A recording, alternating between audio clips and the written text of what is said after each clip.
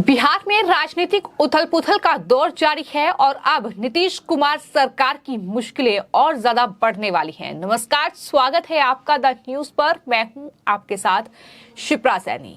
तो मुख्यमंत्री नीतीश कुमार और डिप्टी सीएम तेजस्वी यादव के लिए मुश्किलें बढ़ने वाली हैं, क्योंकि बिहार से जो बड़ी खबर सामने आ रही है वो ये कि लोक जनशक्ति पार्टी यानी लोजपा के जो राष्ट्रीय अध्यक्ष हैं चिराग पासवान, उन्हें एनडीए की तरफ से न्योता मिला है। एनडीए की जो बैठक 18 जुलाई को होने वाली है उसमें शामिल होने के लिए अब चिराग पासवान को न्योता मिला है और ये तय माना जा रहा है कि अब एनडीए में चिराग पासवान की एंट्री पक्की है।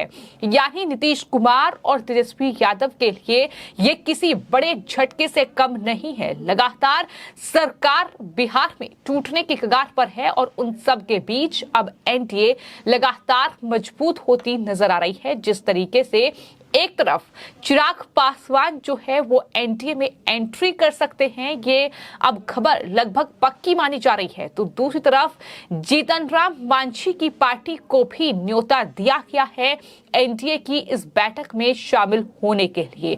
तो आपको ये बता दें कि बीजेपी के राष्ट्रीय अध्यक्ष जेपी नड्डा की ओर से बाकायदा चिराग पासवान को एक लेटर लिखा गया है, जिसमें यह कहा गया है कि आप हमारे पुराने साथी हैं, यानी आप एनडीए के पुराने साथी हैं, क्योंकि चिराग पासवान के जो पिता थे रामविलास पासवान वो एनडीए का हिस्सा रह चुके हैं। तो ऐसे में अब इस लेटर में ये लिखा गया है कि आप एनडीए के पुराने साथी हैं। ये बड़ी बात लिखी गई है। हालांकि चिराग पासवान से जब इस लेटर को लेकर सवाल किया गया तो उन्होंने यही कहा है कि जेपी नड्डा की ओर से मुझे एक लेटर प्राप्त हुआ है और इस बैठक में लोक जनशक्ति पार्टी के राष्ट्रीय अध्यक्ष चिराग पासवान को एक अहम सहयोगी के तौर पर इनवाइट किया गया है।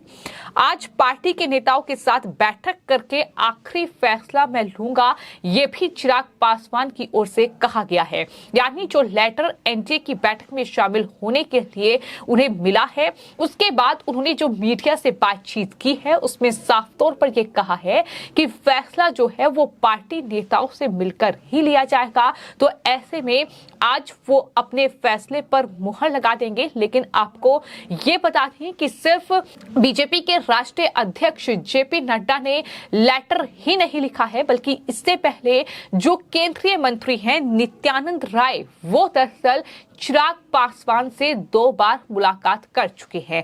हाल ही में उन्होंने दिल्ली में जो चिराग पासवान का आवास है वहां पर नित्यानंद राय ने चिराग पासवान से मुलाकात की है, उनके साथ डिनर किया है और डिनर पर राजनीति को नित्यानंद राय ने सुलझाया है और चिराग की मांग जो है उनको लेकर बातचीत जो है वो केंद्रीय मंत्री के साथ हुई है, जो कि बड़ी जानकारी सामने आ रही है कि दरअसल एक बार फिर से एनडीए में जो है चिराग पासवान की पार्टी लोजपा की एंट्री होगी।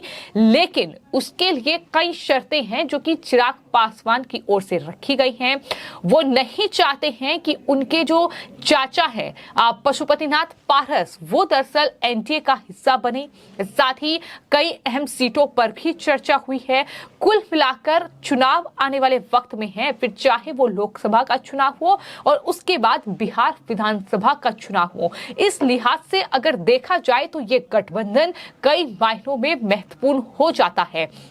बिहार की अगर राजनीतिक हालात पर चर्चा की जाए तो जाहिर तौर पर बिहार के लिहाज से ये गठबंधन काफी अहम है, क्योंकि लगातार हम देख रहे हैं कि बिहार में जो भी तमाम बड़े मुद्दों पर सियासत हो रही है, फिर चाहे वो वहां पर दरअसल लाठीचार्ज की घटनाएं हो, चाहे वो बीजेपी नेता की हत्या की बात हो, उसको लेकर भी लगातार चिराग पासवान जो है वो नीतीश कुमार सरकार पर हमलावर नजर आ रहे हैं।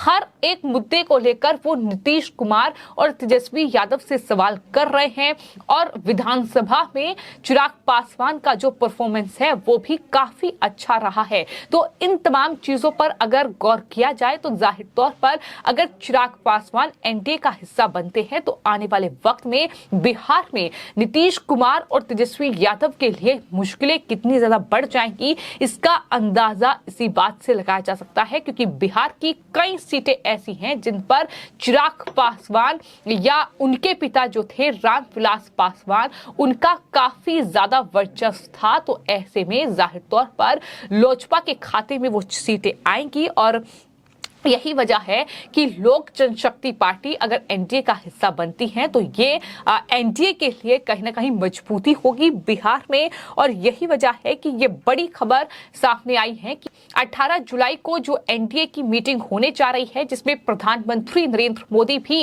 हिस्सा लेंगे इस मीटिंग में, तो जाहिर तौर पर ये मीटिंग काफी महत्वपूर्ण है।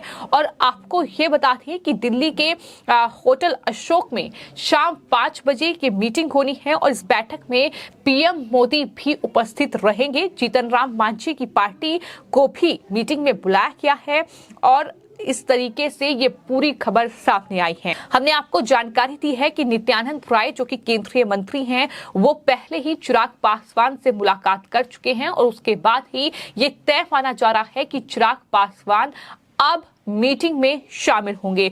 और वहीं जो जेपी नड्डा ने चिट्ठी चिराग पासवान को लिखी है, उसमें जो तमाम बड़ी बातें कही गई हैं उसका जिक्र हमने किया है और बताया है कि उसमें एनडीए के अहम साथी हैं चिराग पासवान, उनकी पार्टी, ये कहा गया है।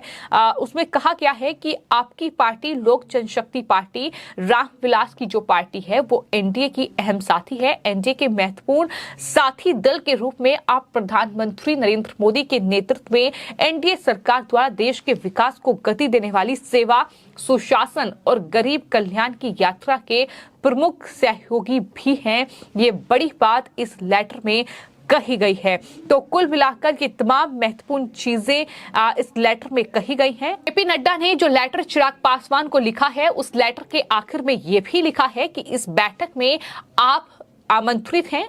एनडीए के महत्वपूर्ण साथी दल के रूप में आपकी भूमिका और आपका सहयोग गठबंधन को न सिर्फ मजबूत बनाता है बल्कि देश की विकास यात्रा को भी सुदृढ़ता प्रदान करता है। कि तमाम बड़ी बातें इस लेटर में लिखी गई हैं और हम पार्टी ने एनडीए की बैठक में बुलाने के लिए बीजेपी के राष्ट्रीय अध्यक्ष जेपी नड्डा का शुक्रिया अदा किया है। ये भी जो है वो लोक जनशक्ति पार्टी की ओर से कहा गया है। तो इस तरीके से कहीं ना कहीं ये पूरा गठबंधन को लेकर फिलहाल चर्चा चल रही है। लेकिन बात अगर रामविलास पासवान के बेटे चिराग पासवान की जाए तो चिराग पासवान हमेशा से ये कहते रहे हैं कि वो नरेंद्र मोदी के हनुमान हैं।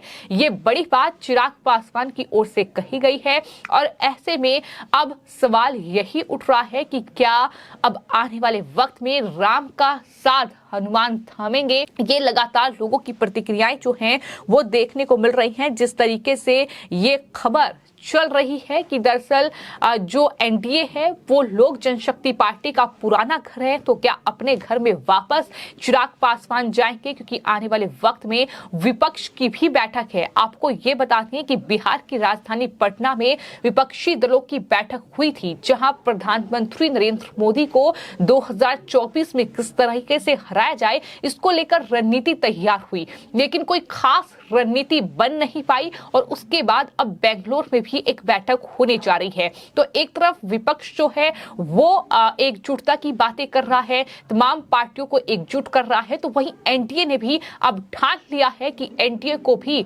उतना मजबूत करना है कि आने वाले वक्त में विपक्ष की ये एकता जो है वो एनडीए को तोड़ ना पाए, एनडीए को हरा ना पाए। और यही वजह है कि ये कोशिश बिहार से शुरू हुई है। हालांकि महाराष्ट्र में भी इस तरीके की तस्वीरें हमने देखी हैं, लेकिन उसके बाद बिहार की राजनीति की अगर बात की जाए तो बिहार में नीतीश कुमार और तेजस्वी यादव के बीच कई मुद्दों को लेकर पहले ही मतभेद जो है वो देखने को मिल रहा है। जो सरकारी पोस्टर हैं उससे तेजस्वी यादव गायब हैं।